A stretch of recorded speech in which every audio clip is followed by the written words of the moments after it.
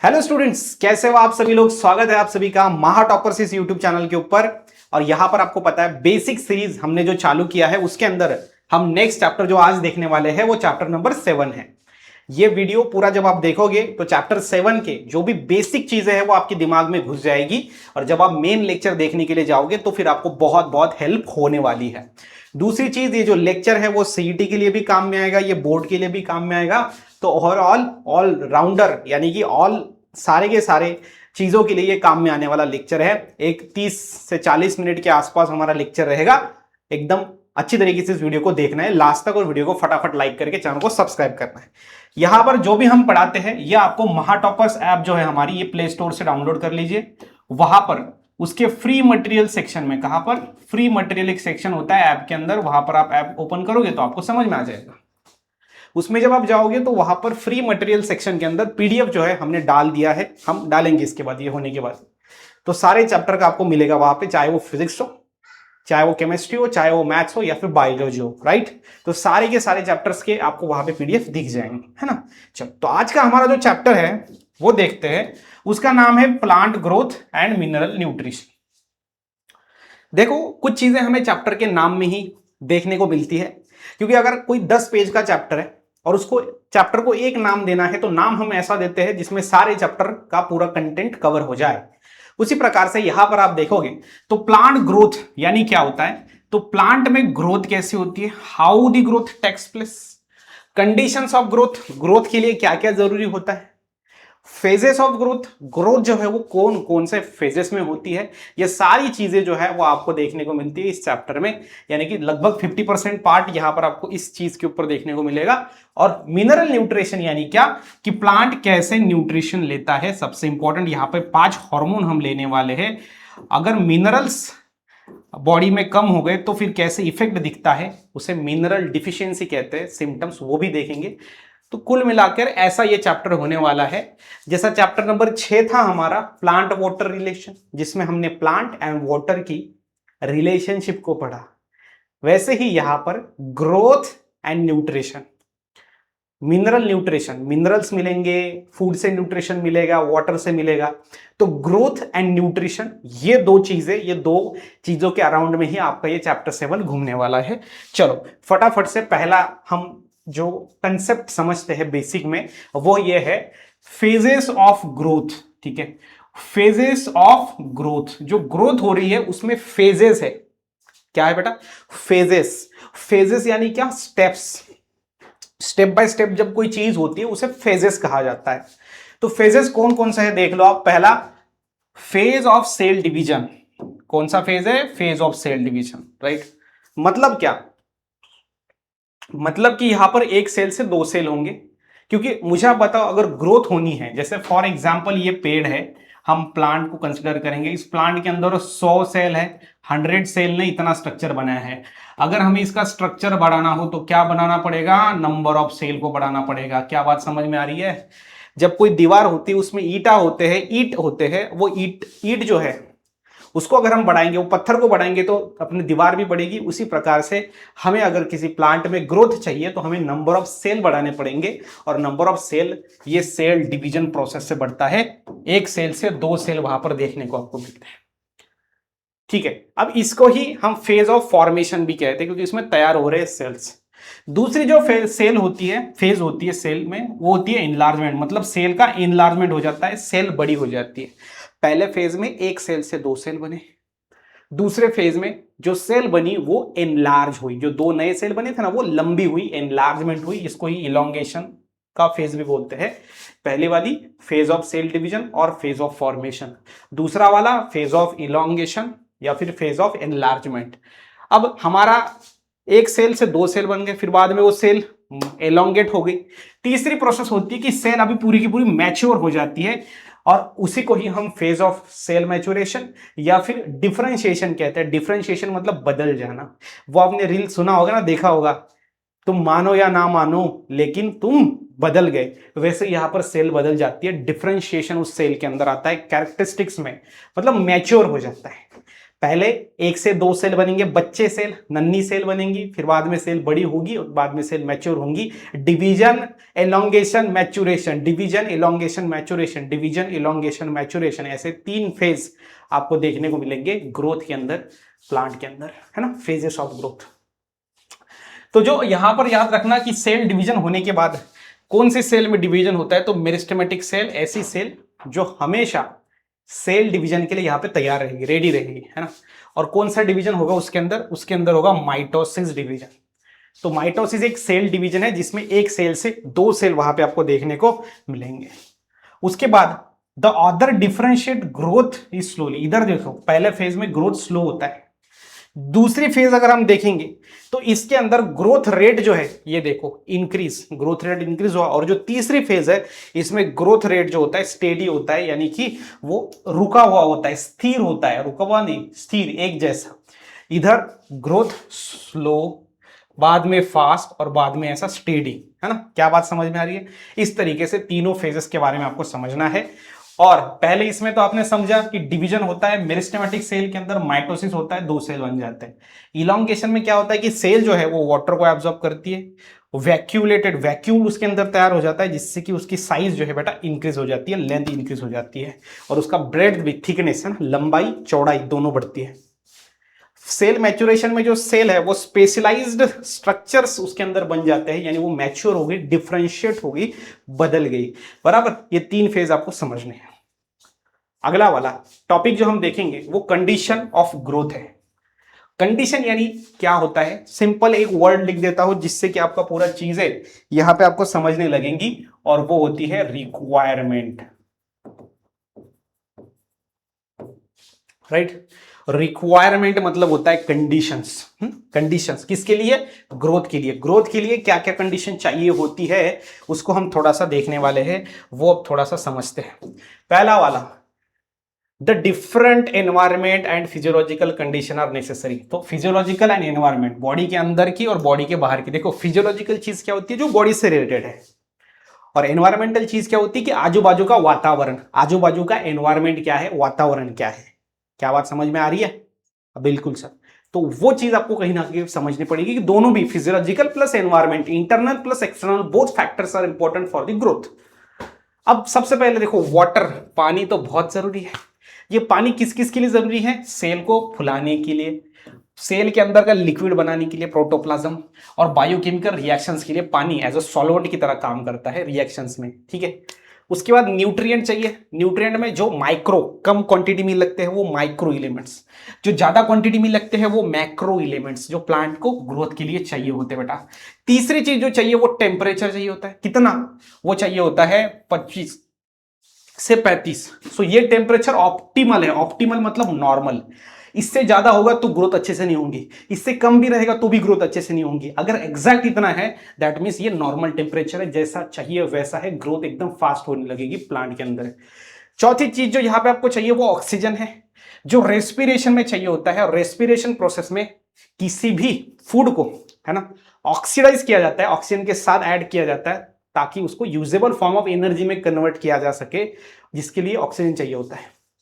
उसके बाद होता है लाइट, फोटोसिंथेसिस, बताने की जरूरत नहीं है, सीड के जर्मिनेशन के लिए भी चाहिए होती है। और ग्रेविटेशनल फोर्स,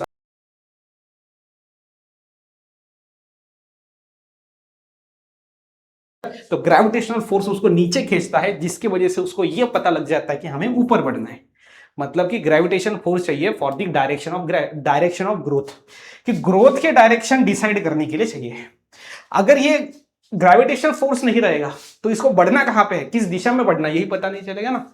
इसीलिए यहां पे डायरेक्शन ऑफ ग्रोथ जो है वो समझने के लिए यहां पर आपको चाहिए होता है ग्रेविटेशनल फोर्स, जो बहुत बहुत इंपॉर्टेंट है ग्रोथ के अंदर भी, है ना। एक ही बढ़ रहा है, +1 +1 +1 +1 +1, ठीक है। मतलब कि अगर हम यहां पे बोल सकेंगे कि यहां पर जो ग्रोथ रेट है बेटा वो कैसा है, मैं यहां पे लिखता हूं ग्रोथ रेट इज कांस्टेंट, ठीक है। तो ग्रोथ रेट कैसा है, तो ग्रोथ रेट बेटा यहां पे क्या है, कांस्टेंट है। ये चीज आपको समझनी है, ठीक है। यहां पर ग्रोथ रेट हर एक स्टेप में एक एक ही बढ़ रहा है, यहां पे ग्रोथ रेट कांस्टेंट नहीं है। पहले इसमें प्लस, अगर हमने अगर उसको X axis and Y axis में एकदम प्लॉट किया और उसका ग्राफ निकाला तो ग्रोथ का कर्व देखने को मिलेगा। किसी भी एनिमल या फिर प्लांट में जो ग्रोथ हो रही है उसको एक्स एक्सिस वाई एक्सिस में अगर हमने ग्राफ अगर उसका निकालते हैं तो एक कर्व हमें देखने को मिलता है। उसी कर्व को यहाँ पे दो टाइप दिए गए उसी कर्व के, एक है आपका एक्सपोनेंशियल ग्रोथ कर्व और दूसरा है sigmoid growth curve. Exponential growth curve क्या है, तो जिसमें आपको याद रखना है ये एक्स एक्सिस समझ लो, ये वाई एक्सिस। तो शुरुआत में ग्रोथ स्लो थी, ये देखो ये ईयर है, ये टाइम है, इधर से इधर क्या दिया गया है टाइम, और पॉपुलेशन साइज यानी कि इधर नंबर दिए गए हैं ना, पॉपुलेशन के नंबर। तो पहले आप सपोज कर लेते इधर 10 लोग हैं, इधर 20 लोग हैं, इधर 30 लोग हैं, इधर 40 लोग हैं, इधर एक साल 2 साल 3 साल 4 साल। तो पहले एक साल में ग्रोथ कैसी थी, कम थी, मतलब ये देखो 10 ही लोग थे। उसके बाद अगले कुछ समय के बाद मतलब नेक्स्ट एक ईयर में यहाँ पर जो नंबर है मतलब 40 से भी ज्यादा लोग हो गए। ये ग्रोथ को कहते हैं एक्सपोनेंशियल, जो फास्ट होती है। और जो कर्व आता है वो एक्सपोनेंशियल ग्रोथ कर्व है ना। ग्रोथ कौन सी होती है, एक्सपोनेंशियल ग्रोथ, और कर्व कौन सा आता है, एक्सपोनेंशियल ग्रोथ कर्व, जो कि बेटा जे शेप होता है। आपको बोर्ड में सीईटी में आएगा, जे शेप कर्व होगा, टाइम के साथ बहुत ज्यादा बढ़ जाएगा। दूसरी अगर हम बात करें सिग्मोइड ग्रोथ कर्व, तो ये जो ग्रोथ है इसमें एक्स एक्सिस वाई एक्सिस, शुरुआत में ग्रोथ स्लो होती है, बाद में कुछ समय के बाद ग्रोथ बढ़ जाती है, और आफ्टर सम टाइम ये जो ग्रोथ है वो स्टेडी हो जाती है यानी स्टेशनरी हो जाती है। तो इधर आपको बेटा 3 फेजेस जो है वो ग्रोथ के देखने को मिलेंगे। तो पहला फेज कौन सा है,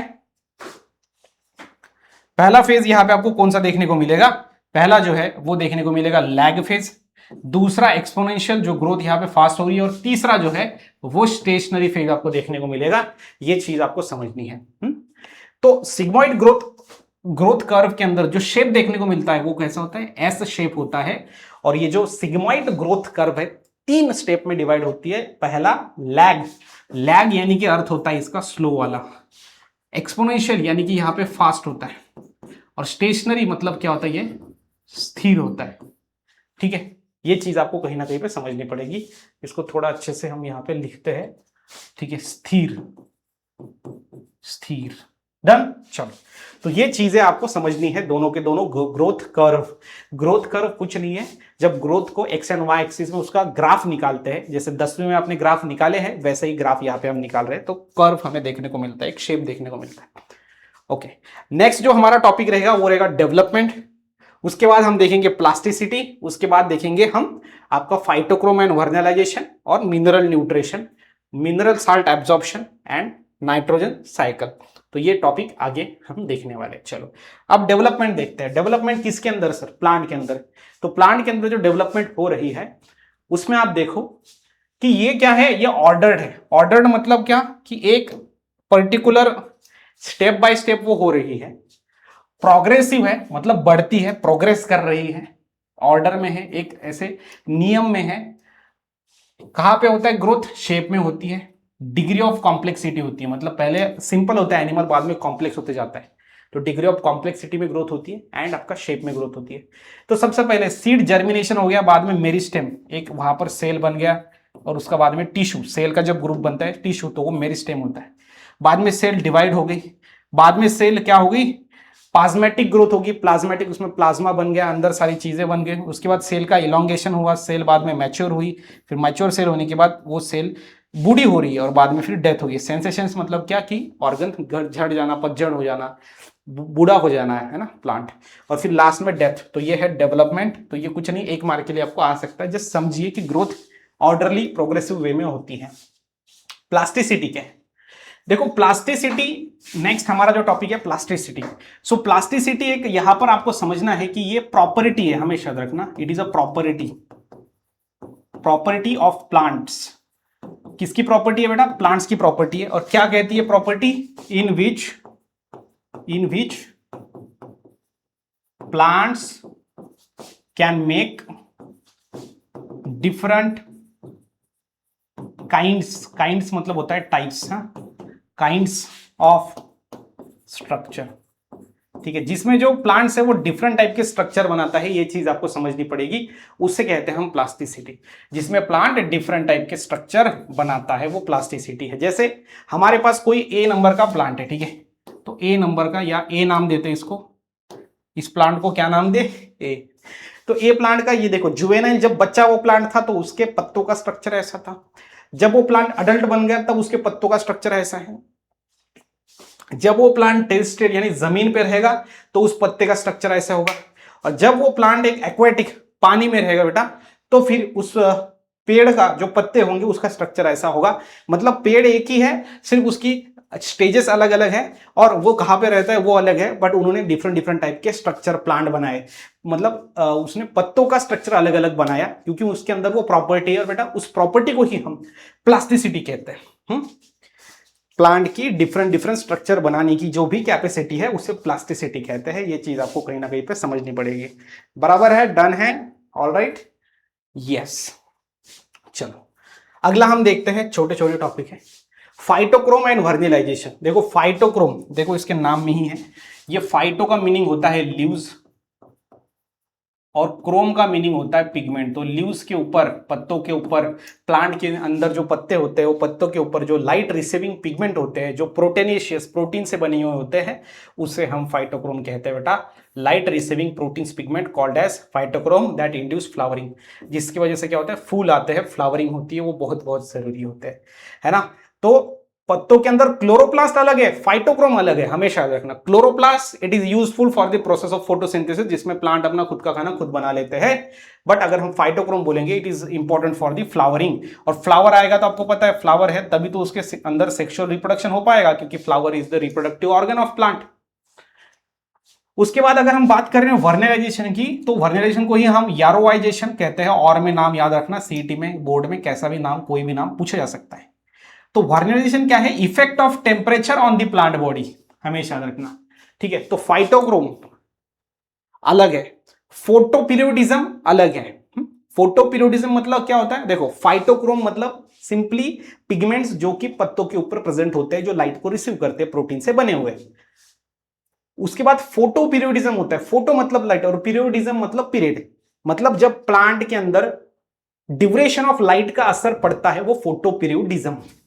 और वर्नलाइजेशन मतलब effect of temperature on the plant body, ठीक है। टेम्परेचर प्लांट बॉडी पे क्या असर डालता है उसे वर्नलाइजेशन या फिर यारोवाइजेशन कहते हैं। तो तीन चीजें यहां पे समझनी है, एक फाइटोक्रोम, फोटोपीरियोडिज्म और वर्नलाइजेशन, ठीक है। चलो अगला हम कंसेप्ट देखते हैं यहां पे, वो है मिनरल न्यूट्रिशन, है ना। उसके बाद मिनरल साल्ट और फिर आपका लास्ट वाला ये रहेगा। देखो मिनरल न्यूट्रिशन, प्लांट को जो न्यूट्रिएंट चाहिए होते हैं, प्लांट नीड मिनरल्स न्यूट्रिएंट किसके लिए, ऑर्गेनिक फूड बनाने के लिए। दूसरा, minerals are inorganic substance. Inorganic substance मतलब वो कार्बन उसमें नहीं होता, कार्बन के व्यतिरिक्त बाकी के सारे एलिमेंट होते हैं जो सॉइल में प्रेजेंट होते हैं। कितने एलिमेंट्स होते हैं जो प्लांट को चाहिए होता है, 36 से 40 एलिमेंट्स होते हैं जो प्लांट को उसकी न्यूट्रिशन के लिए चाहिए। एब्जॉर्ब इन आयोनिक फॉर्म, हमेशा याद रखना मिनरल्स आयोनिक फॉर्म में ही एब्जॉर्ब किए जाते हैं, जैसे कि PO4 नेगेटिव, ये आयंस है, ठीक है। और ये रूट से एब्जॉर्ब किए जाते हैं क्योंकि वो सॉइल में है ना, रूट ही सॉइल में है जहां से वो रूट खींचेगा। उसके बाद carbon comes from CO2, carbon जो है वो CO2 कार्बन डाइऑक्साइड से आता है। हाइड्रोजन जो है वो वाटर से मिलता है क्योंकि हाइड्रोजन H2O है ना, उसमें हाइड्रोजन होता है वाटर में। और ऑक्सीजन जो होता है बेटा वो मिलता है एयर से और वाटर से। तो ये चीज याद रखनी है, कार्बन, हाइड्रोजन, ऑक्सीजन। और प्लांट की न्यूट्रिशन में ये CHO बहुत बहुत जरूरी है, कार्बन, हाइड्रोजन, ऑक्सीजन, CHO हम उसे कहेंगे, है ना। चलो उसके बाद देखो, ये देखो CHO आर नॉट मिनरल्स, ये मिनरल्स नहीं है, याद रखना, बट ये इंपॉर्टेंट है बहुत ज्यादा प्लांट बॉडी के अंदर, ये एलिमेंट्स है, दे आर नॉट मिनरल्स।